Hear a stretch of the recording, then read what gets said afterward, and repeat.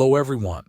In this video, I will show you how to complete KYC in FTMO step by step. First, open your web browser and go to the official FTMO website.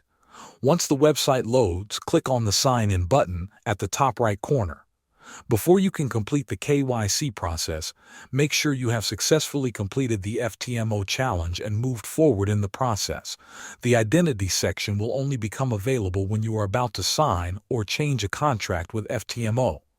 This usually happens after you meet the profit target during the verification stage and you have not violated the max daily loss or the max loss rules. After logging in, look at the menu on the left side of your dashboard. Click on the Profile section. Inside the Profile area, select FTMO Identity. If you are not yet eligible, you will see a message explaining that the FTMO Identity section will be unlocked once you meet the required conditions. As mentioned earlier, it unlocks automatically when you meet the profit target in verification without breaking any trading rules. Once you are eligible, return to the FTMO Identity section. You will now see a KYC button. Click on this button to begin the verification process. Follow the on-screen instructions carefully. Thanks for watching.